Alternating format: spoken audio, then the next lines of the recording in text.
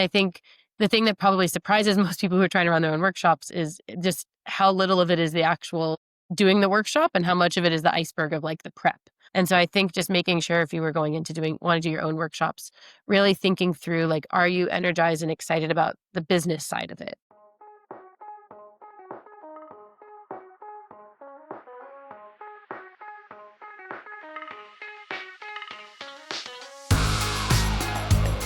Hey everyone, I'm Matt Payne, and this is episode 448 of F-Stop, Collaborate, and Listen, a podcast that goes far beyond camera gear with candid, in-depth conversations exploring creativity, motivation, inspiration, and the craft of photography.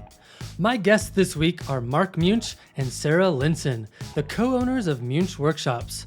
For nearly 2 decades, they've been crafting experiences that go far beyond just travel or tours.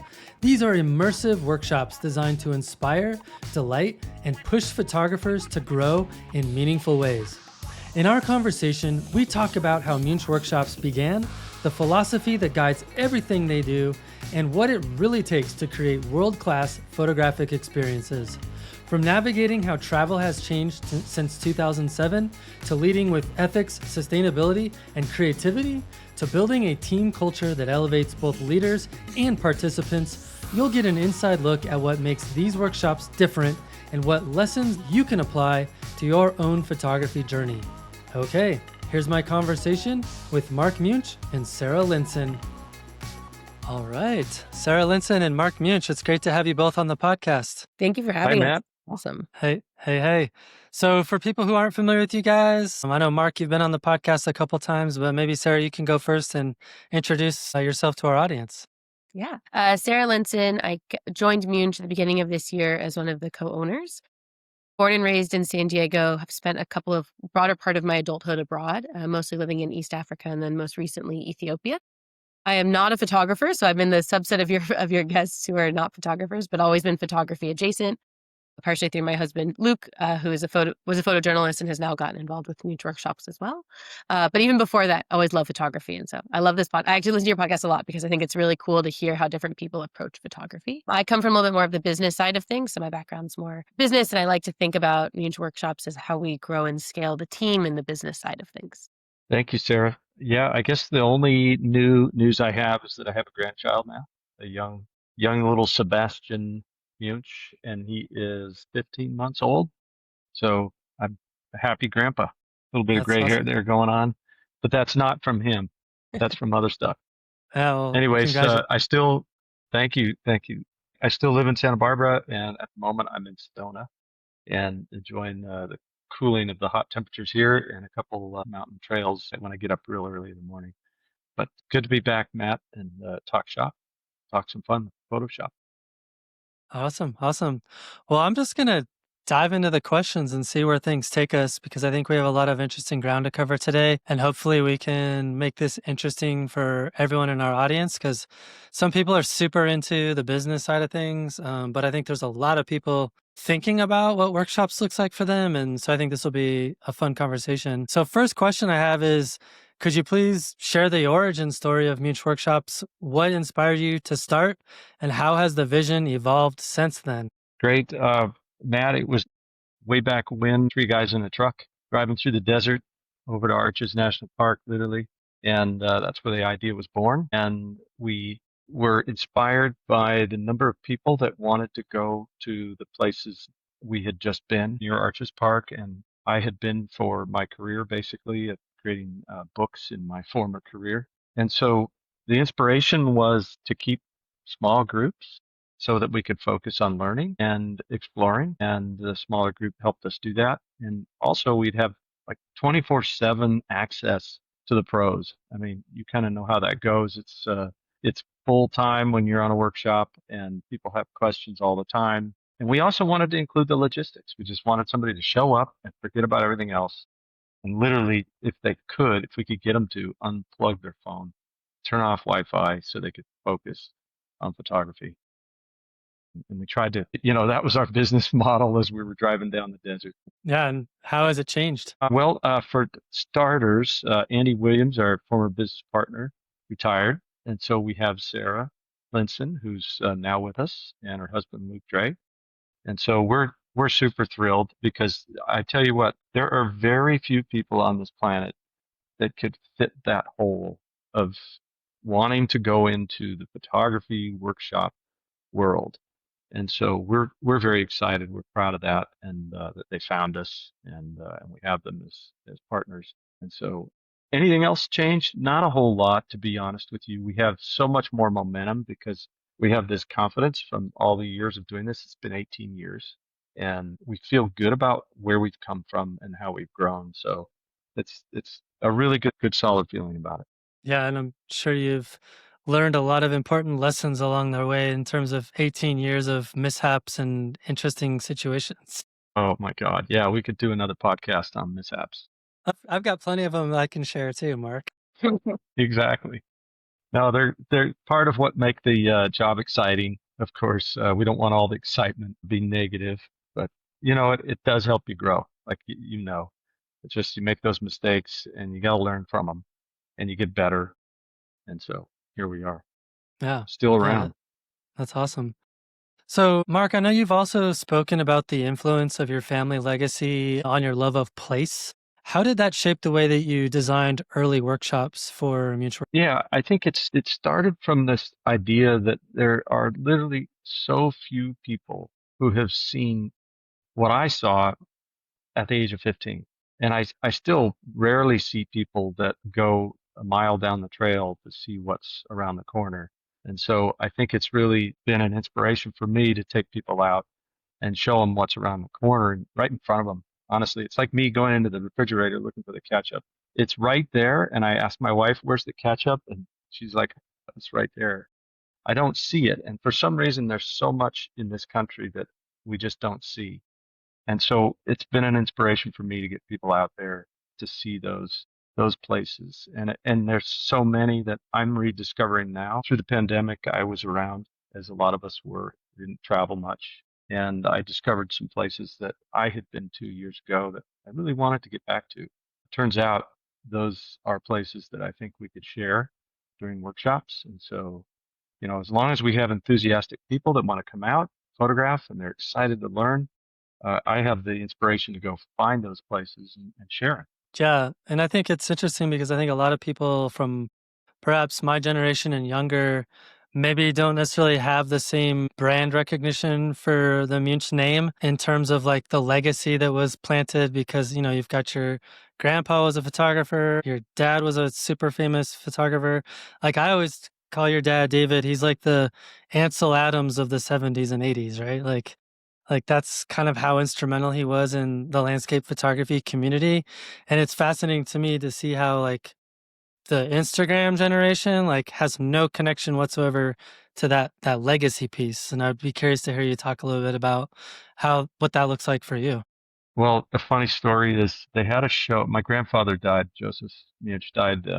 It's about 12 years ago now, and he had his archives that he gave to the Northern University of Arizona, and they're actually curating shows and his work, and it's all on a online database called the Klein Library, which is pretty amazing. And my father, David, has done the same. So they're not into commercial sales anymore whatsoever. But in Santa Barbara, at the Santa Barbara Historical Museum, they had a show of my grandfather's work, and they put all these 40 prints up. It's quite a big show. And they gave me a little tour the day before it opened. I'm walking around, and the guy's telling me, or I told him, I said, wow, it's really amazing to see all these prints. And they all have that kind of like faded, like Instagram look.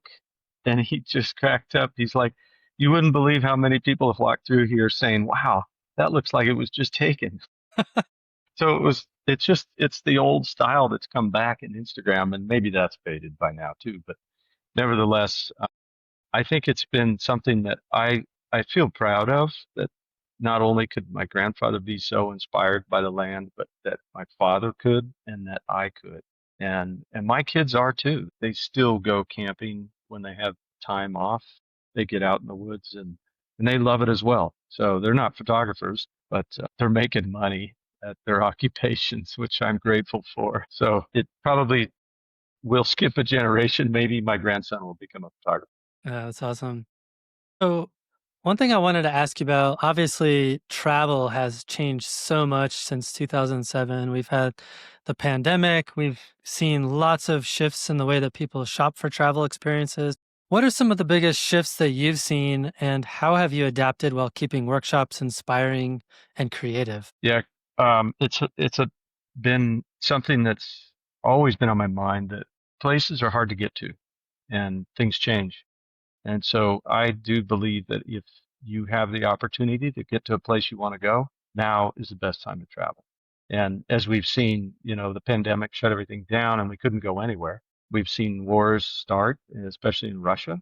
We had a great workshop going to Kamchatka Peninsula that I don't think we'll be able to do that for 10, 15, 20 years. Who knows when next? And who knows what could break out tomorrow. So I do think that as hard as it may sound, that now is the time to go. And I think it's really inspiring for us as photography workshop providers to really tell people that without sounding salesy, right? Like, come on, go now. Not because I want to sell you the ticket or the space or make money off of you, but because we can. And it's a hard message to make, and you have to wait really until you develop the trust of people, be able to tell them that sincerely so they understand it. Because obviously our job is to fill spaces in workshops, but there's places that might not be around. I know I did visit the 12 Apostles when there were 8 of them in Australia, and now I think there's 7. So another example of things that change. The hoodoos in Goblin Valley. My God, how long? I don't know how long all those will be standing. Rainbow Bridge in Lake Powell. How long will that be standing? Delicate Arch. I always think the next big Utah breeze is going to blow that thing over. So, you really have to go get out there and see these places. Yeah, go ahead. I was just gonna say one of the things that I love about travel is that it completely changes the way that I see the world from a cultural perspective, and it broadens your horizons in terms of, like getting out of your bubble and seeing how different parts of the world live their lives and how their culture informs how they interact with the landscape and how they care for the landscape. And I know, Sarah, you've spent a ton of time in Africa, and I'd be curious to hear you talk a little bit about what travel has meant for you in terms of shaping who you are as a human being. Yeah, no, travel's always been really core to me. I grew up, my mother's American, my father is South African, so we always grew up spending significant parts of the year traveling to see extended family in Europe or South Africa. And I think one, on a personal level, it really broadens your horizons. Obviously, it's been so important to me about how we visit places, but also when we think about how we think about workshops, it's really something I've tried to bring into our ethos of designing workshops, because when you've lived in East Africa and you understand the place so much deeper than as a place that people often just dip in and out of, it really makes you think about how can we try to build that into our experience. And I know, Matt, for example, like, this year you did a workshop in Norway, right? And we have a local guide in Norway who's fantastic. And like, I'm curious, from your perspective, I imagine that really deepened how you guys got to explore that place. And I was listening to one of your previous podcasts the other day, and you guys had a really great conversation about going to new places versus returning to existing places you've been multiple times. And I think that's one of the cool things about trying to partner a lot with local guides is people who can bring that depth of experience and knowledge to a place. So I think that's on a part of it. No, personally, like I think travel is so important. And I think photography, one of the reasons I was so excited to get involved with Muench Workshops is because I think one of the things that's changed a lot in travel, well, two things have changed a lot in travel a lot since 2007. I think one is everyone thinks it's super easy to go anywhere, right? You can just follow an Instagram influencer who went to X, Y, or Z, and you feel like you can repeat that itinerary. And I think that's true to some extent, but being able to really go with people who know the place and are going to guide you through it is very different. And I think that comfort of going yourself has changed, but also like we want to pull people back to like, how do you really experience a place well? And then I think also just the photography has changed. Like it's cliche now to say everyone has a DSLR in your pocket on your iPhone, but like, it's true. And I think for me coming in as the non-photographer, it's about how do we try to build with that experience in mind, whether it's like a non-photographer spouse who's attending our trips, and how do we make sure there still is a unique experience for them on our trips, on our workshops, as well as like how can we bring other lenses to our workshops that make experiencing those places unique. We've been playing around with a lot of different, instructional areas like drone photography, infrared, et cetera, but also more experience stuff like women-led workshops, like women-only workshops, women-led workshops, things like that. So yeah, I think there's Yeah. different ways. It becomes no longer about just like going to a place and checking the box, but how do we go to places and really experience them differently? Yeah, and to your point, I've come to realize that when you go to a new place as a photographer versus as just a tourist, it completely changes the way you see everything. Like you're more fascinated with through curiosity about natural processes, about the culture experience you're having, and you start noticing things that you normally wouldn't notice if you didn't have the camera and you weren't intentionally trying to make sense of it through the lens. And to your point about the spouses, I remember we did a trip to the Falkland Islands, and there was a spouse of one of the attendees who just had an iPhone, and he got the best photo of the whole trip just with his iPhone. And if he didn't have the iPhone, he wouldn't be able to get it because he had to get behind this weird spot and this tiny little space. And with a normal camera, you wouldn't have been able to pull it off. So that was really cool to see that too. Yeah, and we hear from so many spouses who talk about how, like, going on the workshop helps them see the place differently, to your points, Matt, that it really does, it causes it understanding the principles of photography causes you to slow down and really Hmm. see a place uniquely and take the time to just learn about it, learn about the culture, understand what it is you're photographing, why you're photographing this tradition or this tribe or this place or this, city or something like that. Hmm. Yeah. Especially the geology. The geology gets, if you're into the landscape, of course, but the geology, how it was made and why it looks the way it does and how unusual it is that, while we're there, that you're able to photograph it because it'll change as we just mentioned Delicate Arch and other places that are evolving and changing.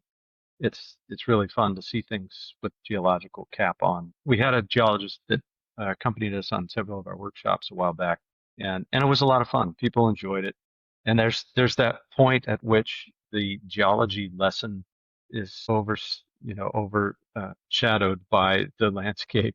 And I always joked with Carl Mueller, our geologist, because I would say, "Okay, Carl, you realize people are going to listen to you up until that light gets really sweet and then it's over." And fortunately, he was so into photography that he totally understood that. So he gave us geology lesson, which everybody's grateful to hear about, especially in unusual places like Bisty Badlands or Death Valley, just places that are so geologically mind blowing that it is fascinating to look. Yeah, absolutely. So I know that in a lot of the correspondence I've seen us share, you guys have said that Muench Workshops runs workshops and not tours.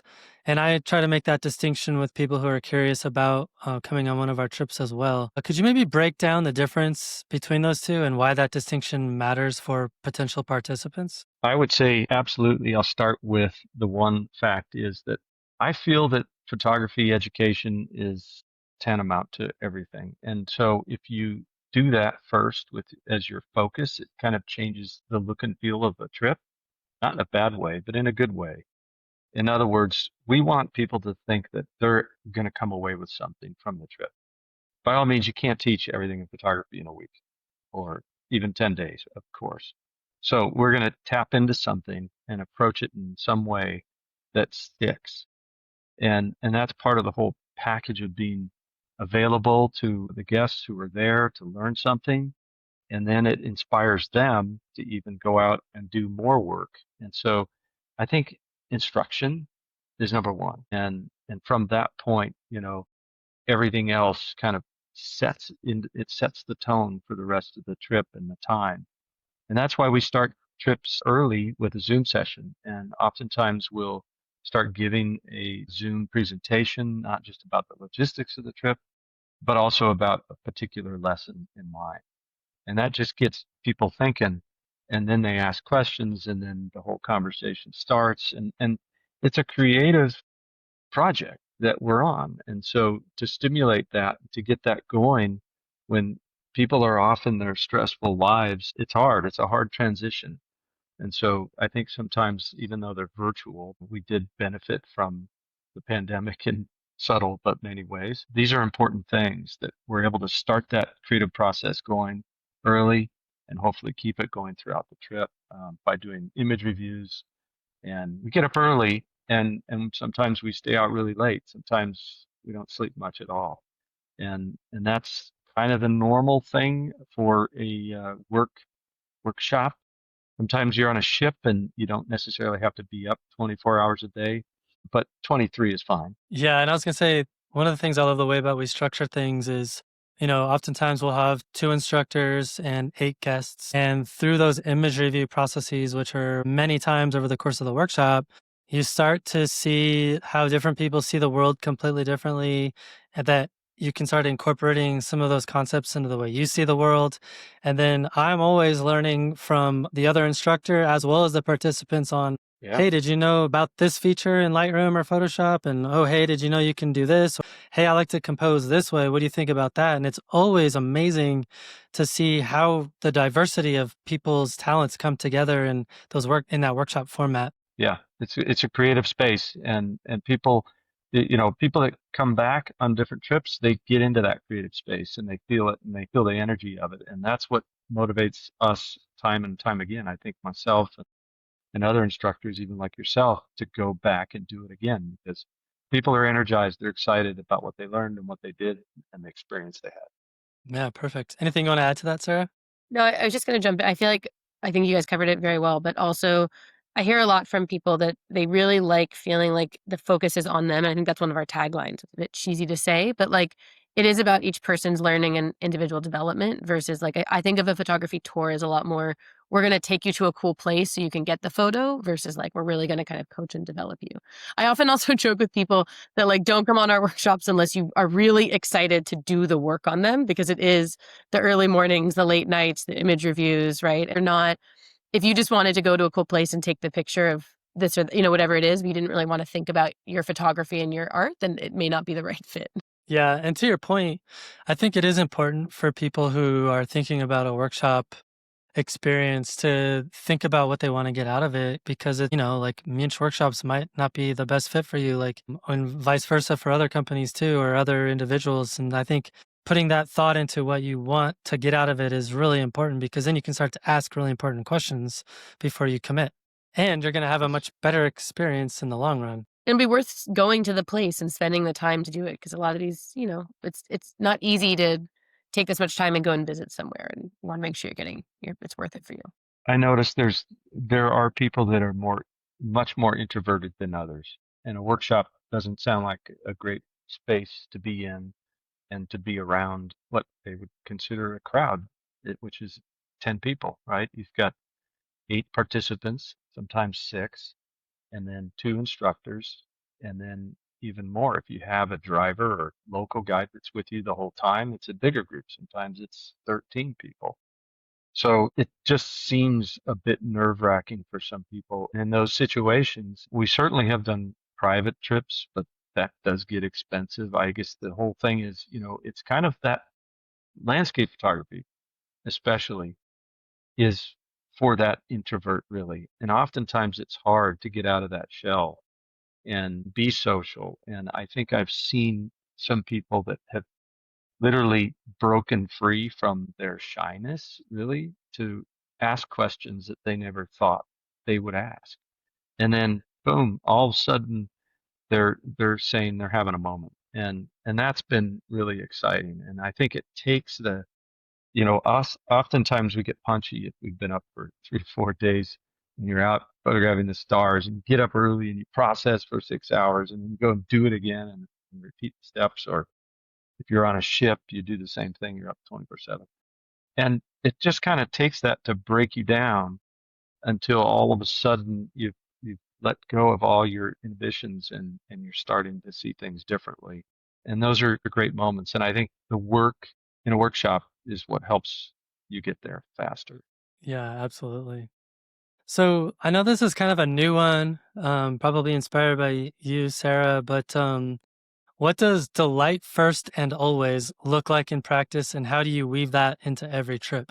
Yeah, I just think one of the things that's really stood out to me about our workshops is that it's having the education that we just spoke about in the instruction is table stakes. Like we absolutely have to have that. That level of instruction has to be there on every single workshop. But like, how can we also bring in some of the elements of hospitality around that, right? And recognizing that there's a lot of little moments that make a workshop feel different and make an experience feel special. And that's true whether you're eating at a special restaurant or you're at a nice hotel or you're on a workshop with us. And so I think a lot of those are just in the little decisions that we can make. So some of those are as little as, we were having a team chat earlier this week about like the snacks that we want to make sure we're buying, right? Like, are we getting the right variety of snacks on a workshop so people have very nibbling on what they like, because if you have people less hangry, then you're going to have a better workshop.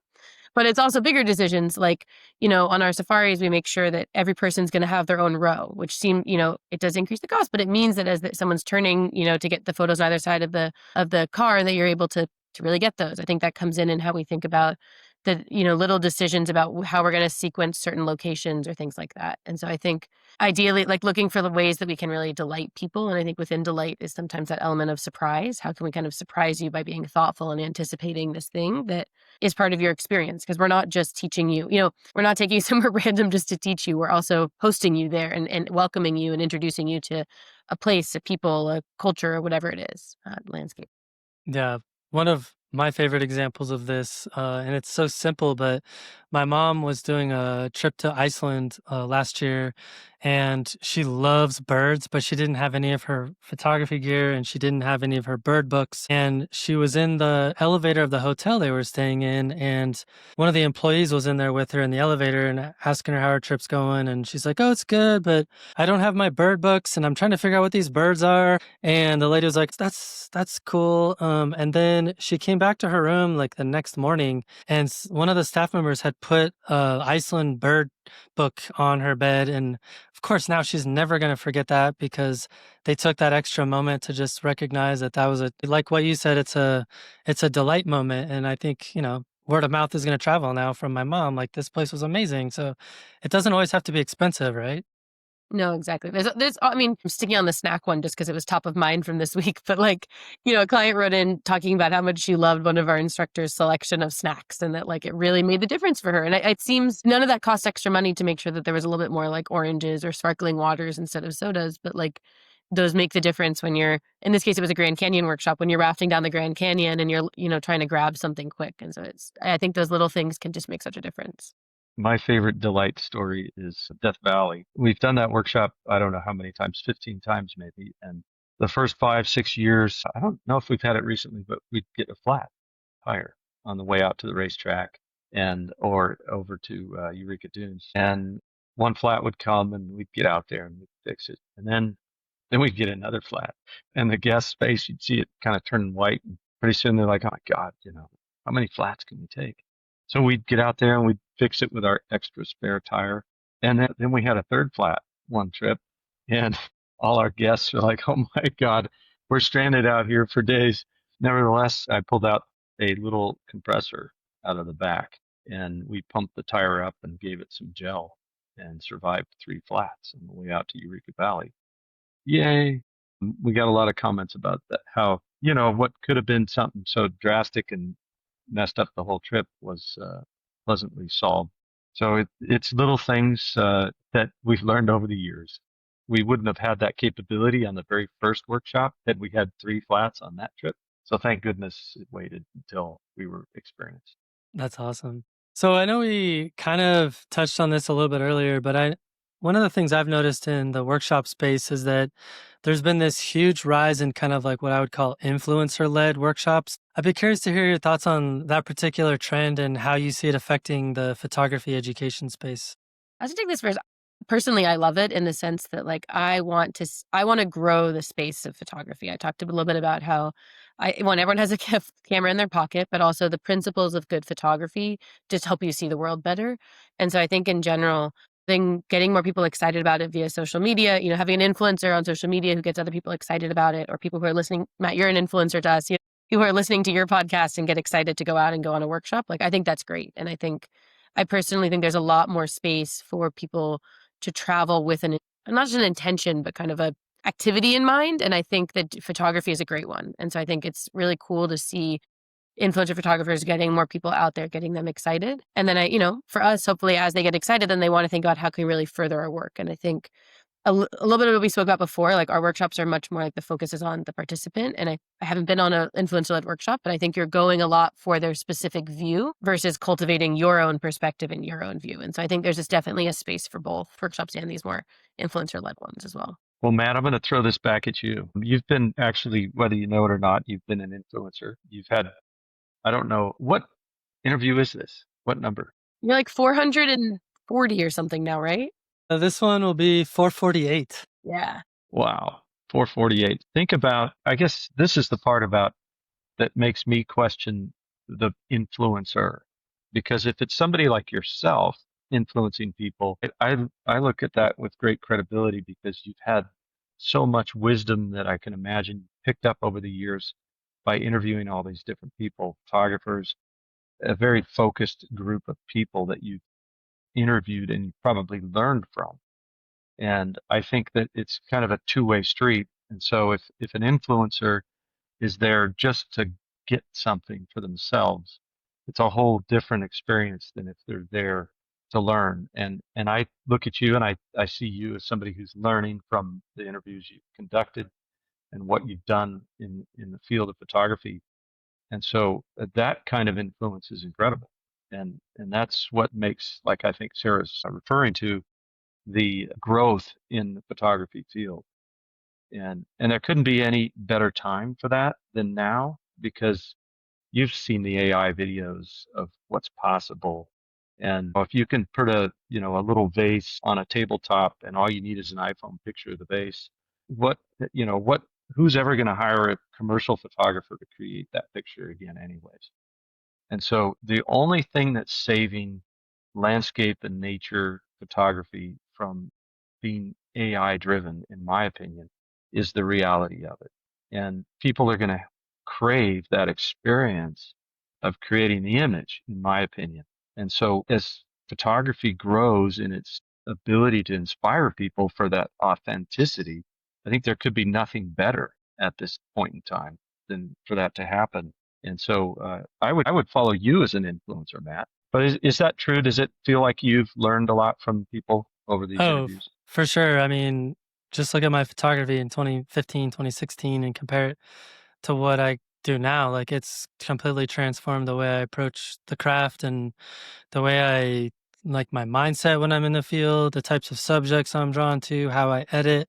Everything has gotten way better since I started this podcast. A lot of that's because I see these conversations as learning opportunities for myself as well. And hopefully people listening approach it from the same perspective as well. There are people who do podcasts because they want entertainment, and I try to make it somewhat entertaining, but really it's education first in my mind. It's what can you learn from listening to these amazing people, and how can you incorporate it into the way you see the world as a photographer. So that's the way I approach it. And then to your point about AI, I completely agree about the experience side of things. AI can never replicate what you can experience in nature. And I mean, I just got back from Tombstone, Mark, and when we were driving back from the campground back to Dawson City, which is like an hour and a half drive, you should have heard the people talking about how mind-blowing the experience was for them. Like, best experience in their entire life, life-changing. The place just made their heads explode. Like, they were just so in love with what they got to witness and experience there. And that's something that AI cannot touch. Right. Yeah. Well, let's hope that it doesn't. I can't imagine, but the complexity of detail of an experience like that can only be observed by being there at this point in time. And it's grateful to hear that, those are the right people that want to go on workshops and benefit from it more because creating an image is not going to be the same if you're using AI. And it's kind of a slippery slope, as you know, Matt. There's AI masking now. And so as you go into editing your image in post production, how much AI are you going to implement in your post work to the point where you're almost so tempted to add that bear in the scene or the whale or the take the person out or it just creeps in there and it's that gray area that's a slippery slope. And so obviously we're going to be dealing with it for the rest of my lifetime and I'm sure years to come, but the authenticity of an experience is unlike anything. Yeah, I mean, another example of this is we do a lot of workshops. Wayne and I do, Wayne Suggs, and there's almost always a night sky photography component to those workshops, if not being the main focus. And oftentimes, the first question we get from people is like, "Why are we doing these crazy long exposures at night? Why can't we just like take the photograph at blue hour and then blend it in later?" And I always try to explain to people like when you do it this way, which yes, it's much more difficult, you are actually creating an image that was completely captured at night that you were a part of. And I promise you that the end result that you're going to get to, which does take a much longer, you're going to be much more happy and proud of because of all of the effort and all the experience that went into creating that final image. And it's funny because every time we do these workshops in Bistai, which I'm about to go to on Tuesday, people like there's almost always like another workshop there and they show up to the scene and they get their blue hour shot and then they leave. And we're like, everyone's like, where are they going? The Milky Way's not even out yet. And they're always like, "Oh, we're just gonna go up to the road up there, and we're gonna get our Milky Way and put it in." And you can see the looks on the participants' faces. They're like, "Yeah, that just doesn't feel the same," you know. So it's maybe not for everyone, but I definitely have noticed a difference when in the experience is the first thing that you're focused on. I think people have a much stronger connection to the images and to the overall process of photography. Well, so I have to ask you this then, and conversationally, you just experienced the Yukon Wildlife Preserve, Yes. and it's one of these places we don't visit all the time, but you took a couple people out there on your way back from Tombstone. I think it's one of those interesting experiences that people can overlook. You know, I'm not a wildlife photographer, but I love nature wildlife photography. And seeing an animal out in the wild and creating a critterscape of it is second to none for me. You know, if I can get in that spot and I've got a lion on a ridge and something in the background, that's amazing. That's my favorite thing to do. But to see wildlife in a captive area just blew my mind. It was so much better than I ever thought it would be. And so, I haven't even talked to you, Matt, about this yet, but did you enjoy that experience? So funny. I was going into that experience super like I was like, "Yeah, it's whatever. It's like gonna be kind of like a zoo. It's not gonna be that interesting." And the very first thing we went to was the Canadian Lynx, and she's like, "Yeah, just walk right up to it. It's not gonna kill you."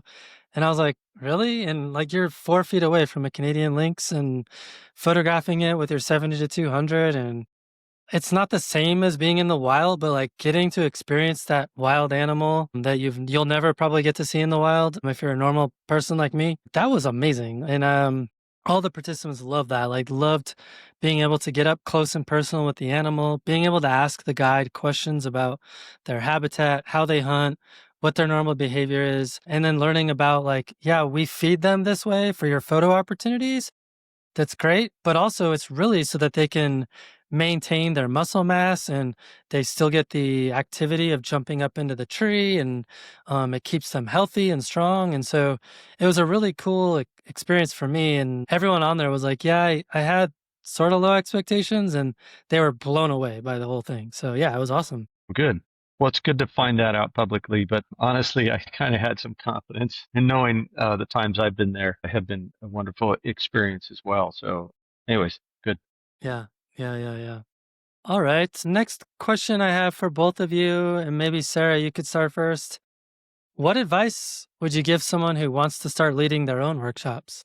I carry a tire repair kit as per Mark's earlier feedback. No, I mean, I think it's a great idea for people to get into doing workshops. I imagine that as a photographer, it's a great way to learn to teach the craft. I imagine, Matt, like, I'm curious your thoughts, but I can imagine that leading workshops for you has helped you deepen your craft and think more about it and figuring out how to communicate it. And again, that back to my point about influencer led, like, we believe we want more people who are excited about these experiences of going out and traveling while doing photography and doing as the vehicle. I think in terms of advice, I came on this year as kind of like the back office person, so to speak, right? The non-photographer. And I think it's really, the timing has been very right in the sense that Muench Workshops has hit this scale of, we've got a number of pros on the team. It's no longer just a 3-man band of Mark, David, and Andy, right? We've got more people, more workshops, we're trying to do more logistics. And I think the thing that probably surprises most people who are trying to run their own workshops is just how little of it is the actual doing the workshop and how much of it is the iceberg of like the prep.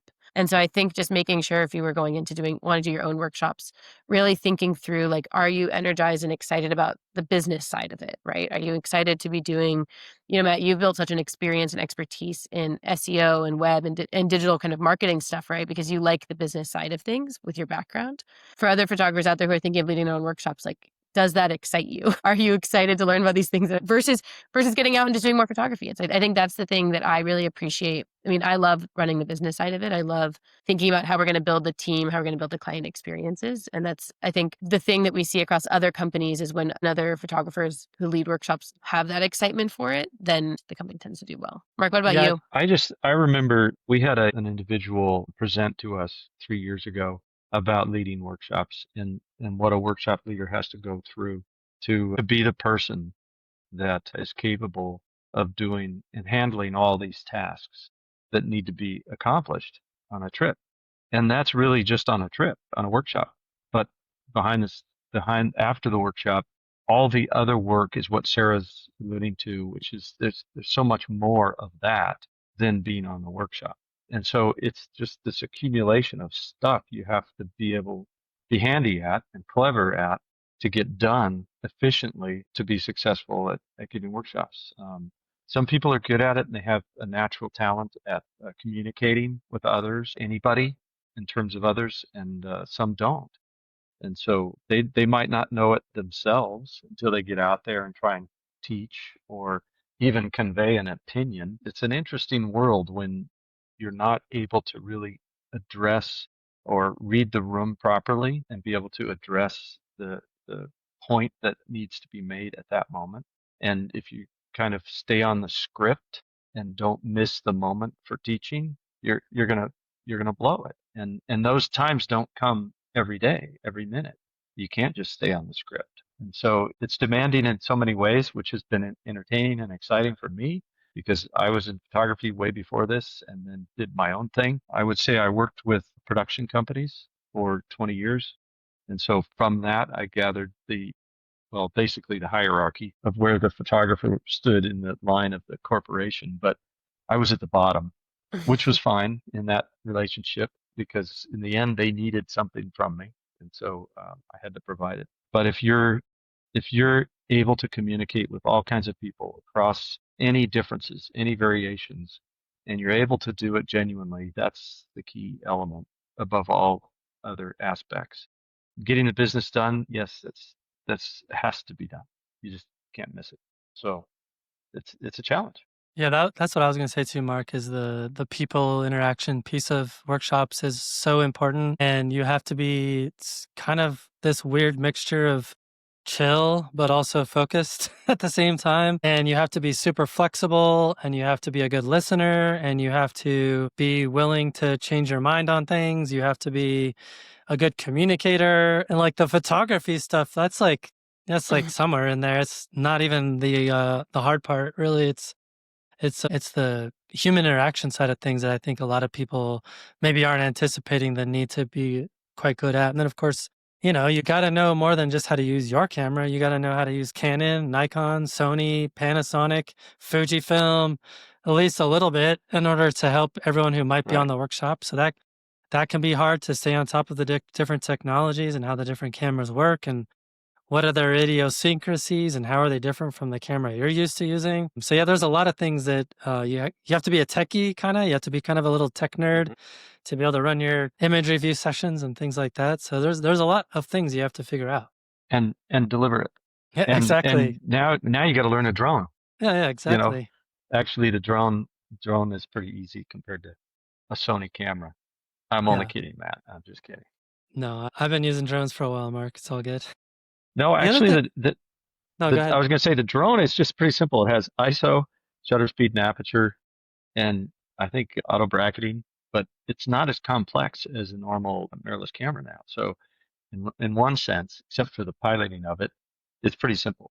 Yeah, well, I grew up playing video games, so for me, the piloting is like easy and fun, but Yeah. I've seen people on workshops where they're like, how do I make it go this way? You know, Well, I think exactly.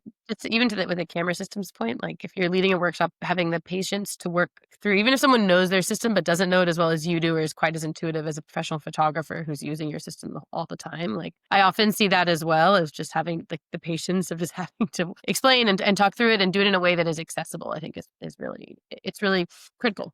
Yeah, and I think Well, it's important to be yeah, open-minded with people. Like, I oftentimes, when I see someone struggling with something or they have a question, I'll ask a question back, like, well, how do you normally do this? And oftentimes I'm like, actually, that's a really interesting way of approaching that problem. I might try to do that too. So you got to be open minded as a workshop leader too.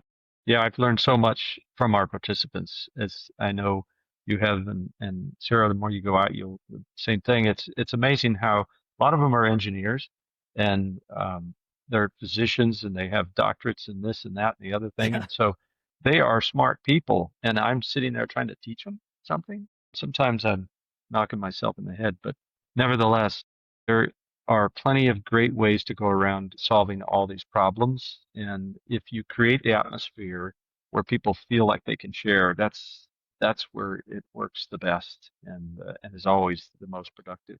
Yes.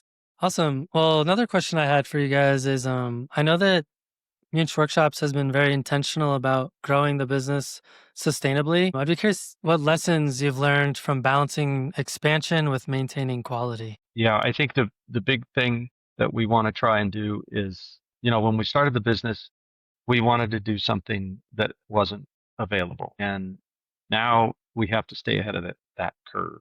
That's the important part. And what is that curve? Well, it's a couple different things. One is it's going to new places. The other is teaching. Our ability to communicate these concepts and ideas and concerns, not just in the field techniques, but also in post processing. They're two different worlds. Some people like to say they don't like the post process, but in the end, I guess that they are choosing things they do even in a camera that are ending up that you would do typically in post. But we also, a part of this is scouting new places. And this is the exciting part for us. I had been doing it my whole life before I started the workshop business, but honestly, there are so many more places now. It's unbelievable. We're going to be going to Kyrgyzstan, Oman. We go to Morocco. We go to different countries in Africa. We're not just going to the usual places. And in the States, we're going to new places that people haven't heard.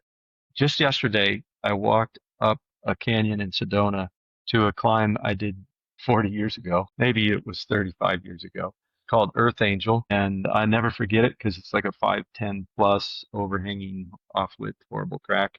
And it's about 2 miles up this canyon, and there was nobody on the trail. And it's at a parking lot filled. There was one spot left at about 8 in the morning, and we wandered up the stream, and nobody goes there.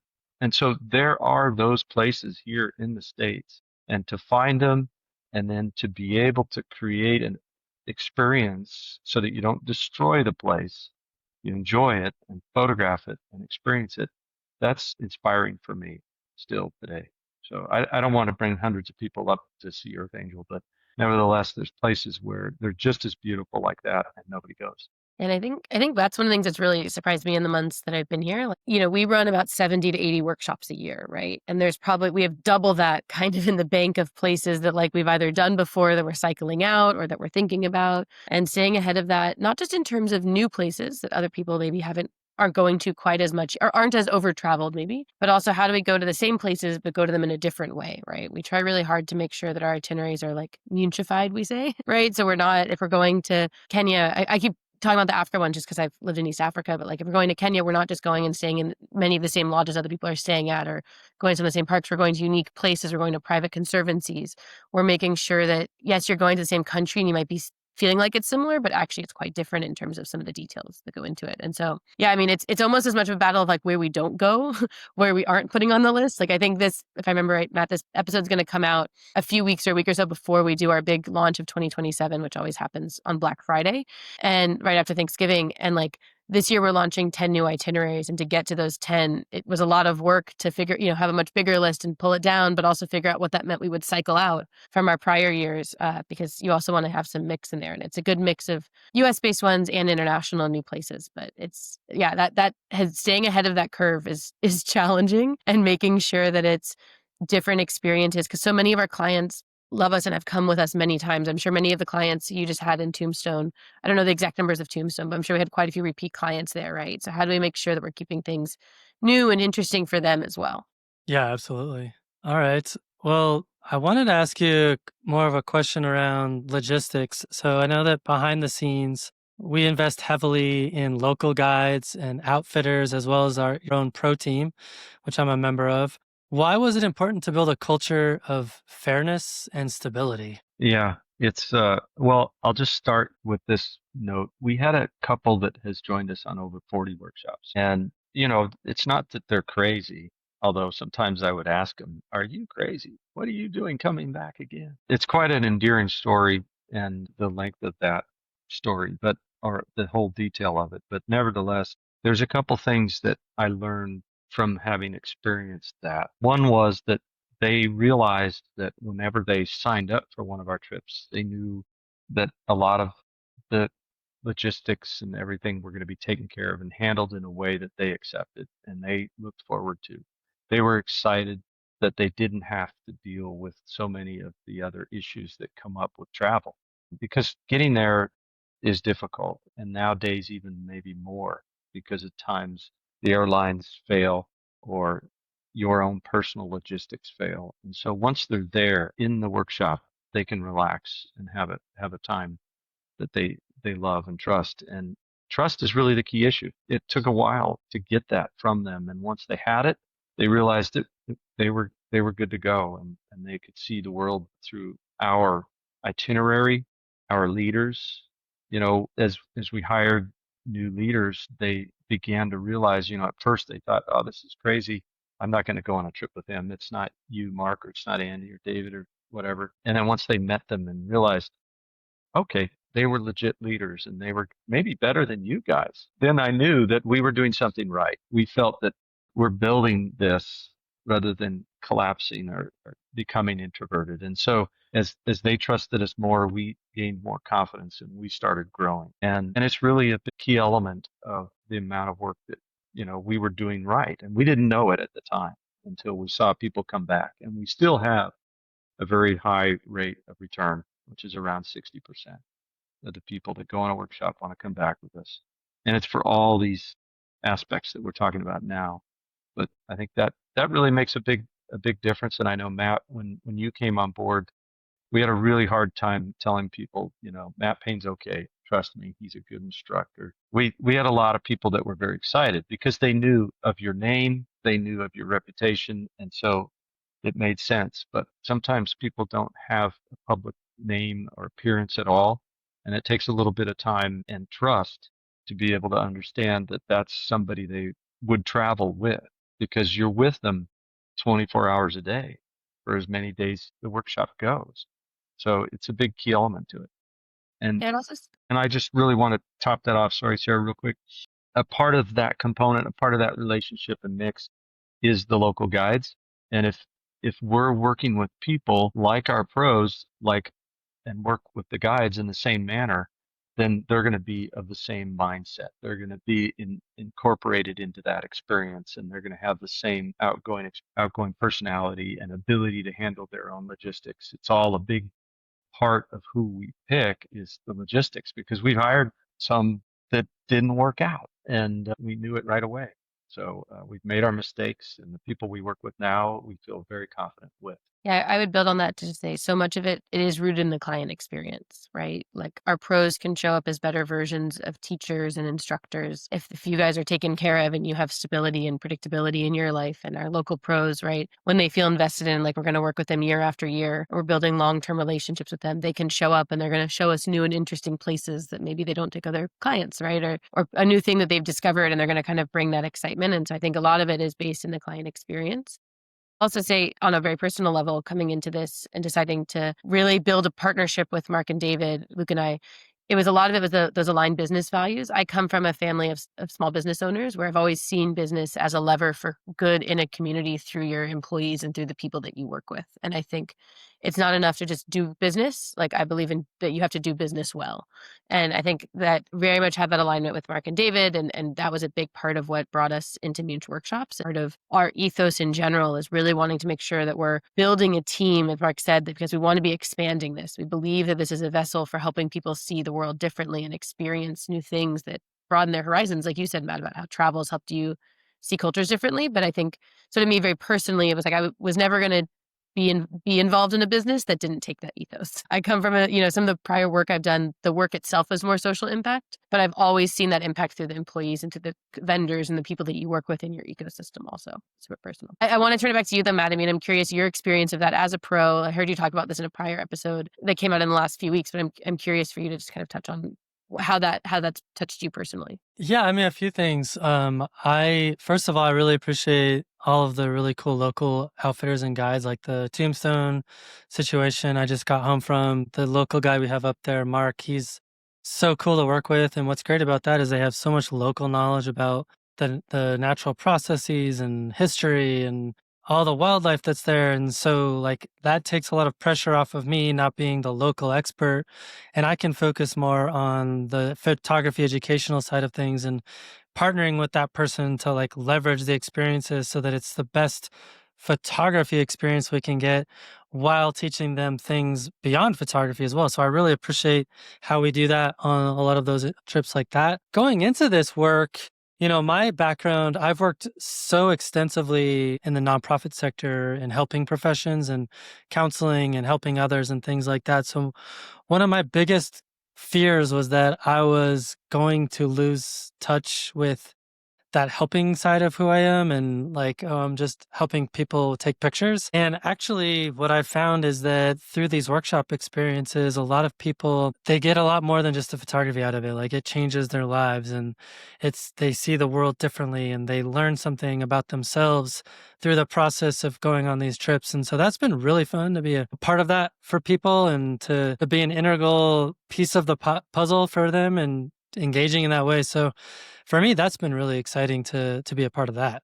Yeah, I love the stories that we hear. We have a client out of Boston as a young woman, and she just was recently telling us about how it's completely pivoted her self-confidence and like joining. I think she's been on like 5 workshops with us now. Like the self-confidence that she's built, the perspective, the like understanding her kind of voice, even if it's through a visual medium. That stuff is so cool. And I think in addition is the community that people build. I think the connections people build on workshops with other like-minded people, with other people who want to see and travel the world in the same way. I feel like we're all stuck in this like I don't have a spiral, but like this whole like loneliness epidemic, like there's so much news around this. And I think it's so cool when we can create community and we can create connection around shared passion is really exciting. I've had people come out of an image review with just this glow on their face because they just said, Mark, do you realize what just happened in that room? For the last 2 hours, there have been a bunch of folks in there laughing and having fun while they're learning. And that's really sums it up right there. You can't take the fun out of learning, especially when you're retired or close to retirement. It's not your profession. Photography is not the profession of most of these people that come on trips. So it's a hobby that they've taken the next level. And the more serious we are, the more serious they get. And then they realize, oh my God, I just did that. That's crazy. And yet I had fun doing it. So it's part of that whole experience that makes a big difference. But Matt, you've had similar stories you've told us about trips you've been on, and we get them from, everybody has these experiences that aren't so good and where the logistics fall apart, or maybe one person is a sour apple, doesn't quite fit in. And those are the challenges that get you. And what I've seen over and over though is as we keep the groups smaller, and you'd think it's going to be a compromise, because if you have such a small group, one person, one sour apple could ruin it. But the truth is I've seen this magic happen on some trips with only 5 or 6, where somebody's kind of grumpy for whatever reason. It's a little more than being hangry, and collectively, people, not just myself, but people will support that person and help them grow through whatever problem they're having. It's not just dietary issues, but other things, mental things that are getting them down. One of the key issues that repeats itself over and over is that somebody will come on a workshop and they'll go to the first image review and they'll walk out of it almost in tears because they didn't get the images that they thought they should get. And I think as everybody collectively kind of understands that feeling, that had had it before, they'll sometimes come up and sympathize with that person. Not even, I won't even step in. It'll be somebody else, another participant saying, hey, look, you can't judge yourself on the first look at your images. and you can't judge yourself in front of somebody else's interview. And, just give them all the support. And that's the kind of environment that's so inspiring to me. And I think that that really makes a big difference in how we invest in the people we work with, because it grows to the participants who are there. And so I had to share that story because I know you probably had those similar ones. Reflecting on your first question is we will never forget, of course, hiring first full-time pros in January of 2020. It's a bad time to hire full-time staff. And I laugh about it now, but the reality is it was not easy. It was hard, and we somehow survived. And we survived because of the number of people that believed in us, I think, honestly. I mean, for 3, 4, 5, 6 months, we were sitting there wondering if there was going to be a draw on the bank and everybody was going to want their money back. And it never happened. And so we were communicative and told people what was going on. But in the end, I think it was just this whole dynamic of what has happened, of what had been created and what we're trying to expand right now. That's this opportunity to be part of this collective soul, if you will, of people that are really enjoying what they're doing. I mean, to your point, I have workshops from 2023 where people are still talking to each other on WhatsApp like all the time. So it's, Mhm. and they're making travel plans together and they're asking each other questions about things that were discussed 2 years ago. So it's pretty amazing how the community builds on these trips as well. And Yeah. that is something I'd probably add, like, for anyone who's listening to this, who's thinking about going on a workshop, like, whether it's us or someone else, like, if you're looking for connection and you're looking for other like-minded people who love photography and love travel, like, get yourself on a workshop as quickly as you can, because you're going to make really interesting friends. I can't guarantee 6 out of 6 are going to be your best friends, but like, you'll probably make a connection with at least a few, or maybe go on another one after that if you need to. And again, I'm not suggesting that it has to be with us, but I think people just get so much from that shared experience of exploring a new place, doing it through a passion that you have, right? And being around people like that. That is really fun. And I think is also a way that travel has, I would just say, back to your original question earlier about like how travel has changed, because it's so easy to go alone. It's tempting to say like, oh, I saw this picture that this influencer took in Yellowstone, right? Like, okay, I'm going to go do it myself, but you're actually going to get so much more out of the experience if you go with other people, right? You'll go faster by going with other people, that old adage. Right, right.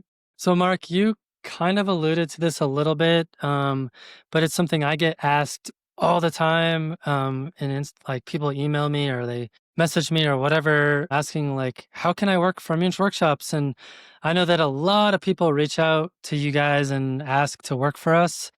What qualities do you look for in leaders, and why does culture and fit matter so much? It's a good question. It's a very tight fit, to be honest. And a couple factors come up.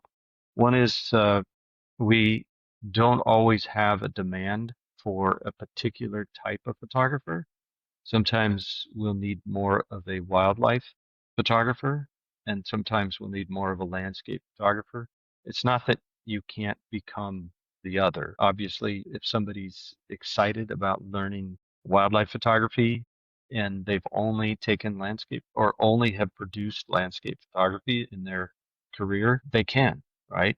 But it's not something that we would ever hire them to do if they don't have a portfolio of wildlife images. And so our demand isn't always the same.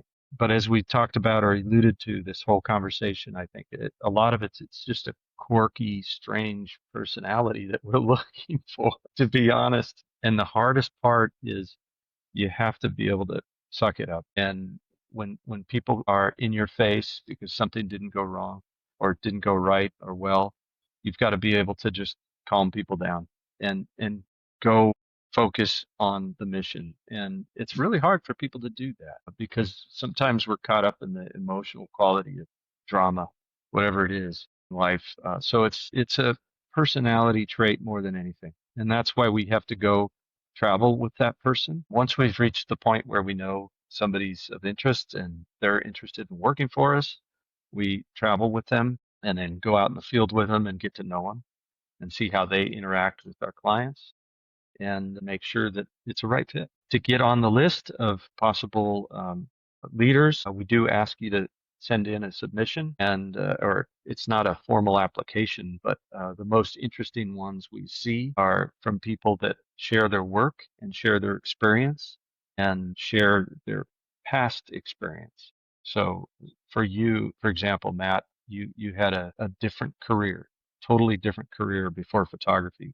And what I've learned in doing this is how that really helps somebody become a more interesting person as a leader, as a workshop leader, is that, they could have been a photographer their whole life and that might work out great.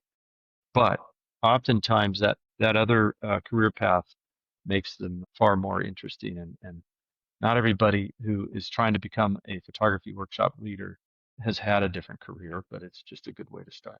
Well, and half the time that's because 'cause you're gonna end up chatting with all these clients, and I think being able to have varied experiences you can talk to people about helps a lot. Like, I'm sure, Matt, you use a lot of stories from your prior work as a counselor and working at the nonprofit. I'm sure those come up a lot in your workshop. I mean, maybe they don't, but I imagine they come up in conversation around dinners or things like that as well. For sure. I use it all the time. And I think, it helps you connect with others more meaningfully. And I think it helps clients feel more comfortable about going on a trip with you and learning from you. Where, like I write about this in my new book, but like vulnerability is actually a really important part of the process in terms of sharing the struggles you've had as a photographer or other parts of your life and career. And you can empathize with what they might be experiencing right then in this new weird place. So I think, like being able to connect with people on those levels, I think is an important aspect of being a good workshop leader. And has nothing to do with photography. No, I mean, Right. that's the thing, obviously, we said earlier, photography is part of the table stakes, but, like, so much of being workshop leaders we spoke about earlier has nothing to do with the photography. It's the, like, are you happy to hang out, have a good conversation around dinner with 6 new people who you haven't met before? Like, are you Right. thinking ahead a little bit about those logistics to see, like, "Okay, do I have the tire repair kit in my car?" Or, like, "Do I have the first aid kit? Do I have the plan for tomorrow and the next day? And are we pivoting, like you said, when the weather changes or something like that?" And so I think being able to demonstrate those is really important for someone who, wants to come on and be part of the team because that ends up being someone could be an incredible photographer and that's not going to be the number one thing we're looking at. It is table stakes to be, a certain level, but yeah, you got to have all the other stuff also. Right. Yeah. 100%. Awesome. So I did have two more questions. The first one is kind of a tough one, I think, but I know you can handle it, Mark. So I'm curious what role ethics plays in the way that you design our workshops, whether it's wildlife encounters, drones, or protecting sensitive cultural sites. Yeah.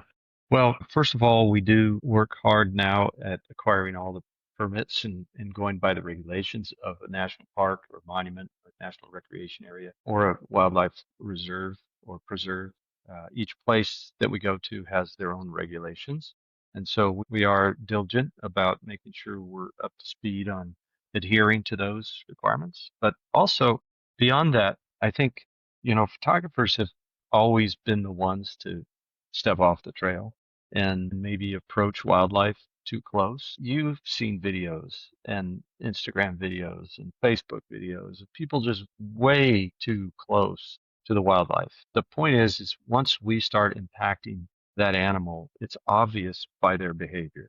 And so there's stuff that similar to that even in landscape photography that is just stupid stuff you shouldn't do. Even if it's not a regulation, you just shouldn't do it. And so we're very keen on making sure we're up to speed on all the stupid things that photographers might want to do. And we try to point them out and so that people know, because sometimes you don't realize it when you're so excited and you're so engaged in getting a picture that, as you're, I don't know if a perfect example of this, but you step on stuff all the time and we don't realize what we're impacting when we're just walking around looking for a picture. And so we try and tell people, be careful, look down where you're walking. Just one little example of it. But in wildlife photography, it's actually become quite atrocious what's happening now and the impact that people are having on encroaching wildlife in their zones. And so we're starting a new a workshop that's going to go into photograph bears in Katmai National Park, but we're going to be camping with the bears. So we're just going to be setting ourselves down there and observing rather than like approaching them every day in a Zodiac on the beach, which is great, but we're just going to be there within them for as much time as we can get away with. But it's that kind of situation dynamic where we think we can grow and make a better experience because, when you go do something that has less impact on wherever you're going, the better it is, the more sustainable it is. And that's, it leads me right into leave no trace because leave no trace is the key element that is the process of thinking through this that not everybody remembers. It's not a convenient thing to break all the rules of leave no trace. When I was young, I can tell you I did. Trails were just a convenient item. And whereas now you really should stick to the trail because otherwise there'll be trails everywhere, which is crazy. But things have changed and Leave No Trace does a great job and we make sure all the leaders understand it, that ethos of that. And I think we do a pretty darn good job. Yeah, I would also touch on real quick the cultural side as well. And Mark touched a lot on the wildlife and the Absolutely. landscape. We do have a number of workshops that have a cultural component, whether that's working with the Navajo tribe for images of the ancients, or some of our African safaris where we do Kenya tribes where we photograph 3 different Kenyan tribes, but also cultural, like in Paris or the Loire Valley as well. There's plenty of cultural places, and I think in all of those places, trying to work as closely as possible with local organizations, local leaders, to make sure that we're photographing and engaging in a way that is educational. Because I think the more you understand the subject, the more you're going to get out of that photography, right? You're going to know what you're photographing. You're not just taking a portrait for the sake of taking a portrait. You're actually understanding the history there. Like images of the ancients, we're photographing these really old dwellings, right? How do you understand what those meant to people, how those fit into the day-to-day story, right? It's not just about the landscape, but how the humans interact with that landscape. And so I think that ethics comes in because it makes the photography better, right? It's not just, again, it's not only the right thing to do, which is in and of itself a good reason to do it, but also we think it makes the photography and the experience a lot better for people who are going on these workshops. Yeah, to your point, find that there's a lot of workshop leaders out there that are doing, especially in these cultural areas like in Asia and whatnot, where they kind of doing these exploitative things where they have these fake people dress up in these fake outfits and these fake scenes, and they're just there to set it up to get a photograph, and they might be paying them like 50 cents or a dollar just so that they're a prop for a photograph. They're getting the end result, they're getting this nice image for their client, but those clients aren't necessarily learning more about the authentic culture, or the fact that maybe that photo doesn't have any representation whatsoever of the actual culture that existed. So I think it's important to think about that if you're going to be a workshop leader and trying to provide an experience for someone that's more than just a photograph. Yeah, We have a good experience in Monument Valley where we bring out the Navajo the Navajo guide we use there has friends who are hoop dancers, and we asked them, yeah, have them come out to the rim, and we'd love to see them dance and photograph. That would be awesome. And so this guy brought his family, and it's just phenomenal what they have created in front of us, and we paid them fairly well. I mean, we did pay them so that they took their time to drive there, like 50 miles out of the way, to be with us for an hour and then drive back. So we paid them for all the gas plus their time there. And they were grateful. They were happy that we were engaged in seeing what they were doing and what they were about. It was just a win-win all the way around. And same thing happens really quick in Kenya. The Maasai, they don't wear their warrior outfits anymore. They do not wear that 95% of the time. They don't wear red. So you have to go there and you have to know that that's not really what they're doing, most of them. And you have to ask them to be in their traditional attire. At times they do for ceremonies. And so as long as you understand that, it's great. But the worst thing ever is just taking somebody in their ancient tribal wares and stick them on the top of a pinnacle or a sand dune and light them up with a strobe. There's just all kinds of cheesy stuff that's being done. Yeah. Yeah, and I think as long as the education component is there, for me, very much Luke, my husband, who's also involved with Muench Workshops, comes from a photojournalism background. That Mm. appreciation for understanding the culture and the story you're trying to tell has always been really top of mind for me. And I think it's something that I'm proud of how Muench Workshops handles it. Even in the Monument Valley example, like the tribe educating on what does this dance mean, where does it fit into the cultural practices, right? I think all of that is really important in good photography. So I have a bonus question relating to ethics, and it's a question I actually have gotten several emails about over the last 6 months, and I didn't share this one with you, so sorry if I'm hitting you with a surprise. But one of the questions I get all of the time from people who are hesitant to go on a workshop in 2025 and beyond is kind of thinking more about their responsibility as travelers and their impact on the carbon footprint on the planet, and how do you reconcile that with going to these places that may or may not exist any longer because of climate change. And how do you grapple with that in your day to day life, Marc? I'd be curious to hear you talk a bit about kind of how you think about that struggle that happens, I think, for most of us that are at least somewhat conscious about this stuff. Well, I'm certainly guilty. I own a fuel injected engine vehicle, and I wish I had an electric. I really do. I can't afford an electric version of the Forerunner I have, but I would do it in a heartbeat if I can, and that'll be the next one I get, I'm sure. The impact each of us has is accumulatively worthy of considering. And so how do we justify buying seats on a plane to fly to Antarctica, to fly to Africa, to fly wherever, just for pure pleasure, right? There's no other reason, purpose for doing it other than our own satisfaction. I just go back and I look at my childhood and I realize that if I hadn't seen the places that I had seen before I was 15 or until I, went to college, I would never know to care about anything I care about now. And so if the seed isn't planted in what exists, think of how easy it will be for virtual reality to replace reality. We've got to see it the way it is. And and I know there's other worse crimes, as far as pollution goes. And I'm hoping that jet fuel is replaced by hydrogen, whatever technology comes about to prevent the global warming, the pollution from stinking up our atmosphere. But if nobody cares about these places, it's not going to matter. And so I do want to share these places with people so that they care about them and that gets passed down and passed out as much as possible.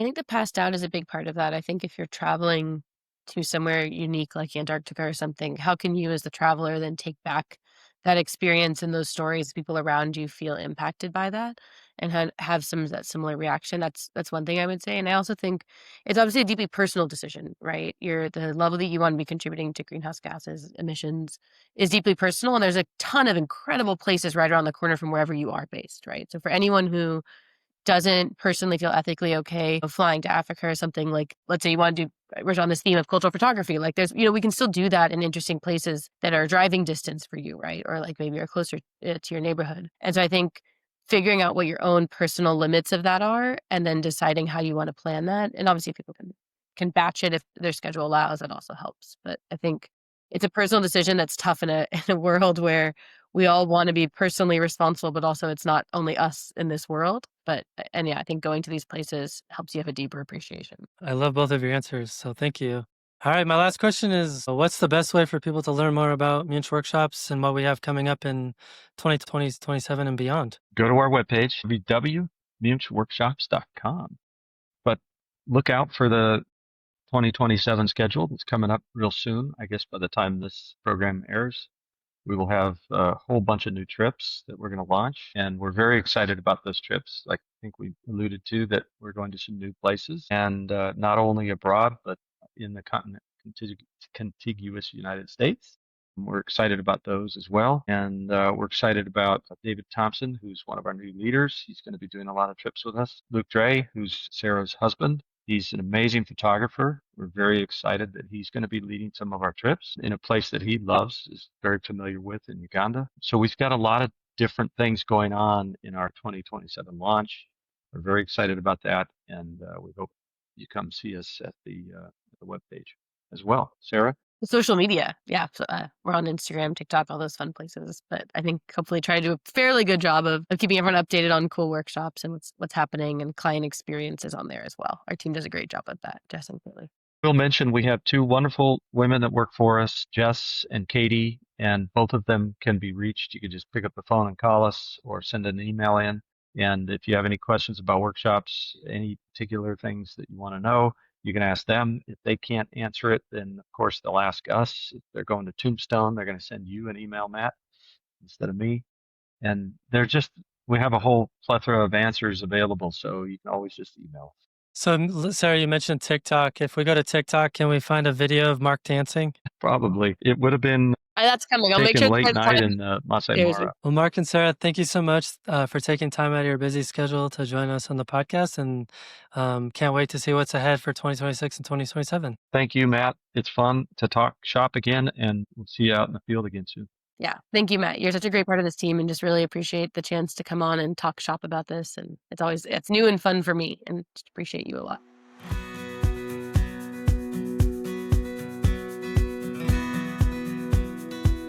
Thanks for joining me for another great episode of F-Stop, Collaborate, and Listen. If Marc and Sarah's insights sparked your interest in attending a photography workshop, I'd love to hear from you. So reach out to me directly, and you can find a link in the show notes to learn more about the workshops that I'm leading.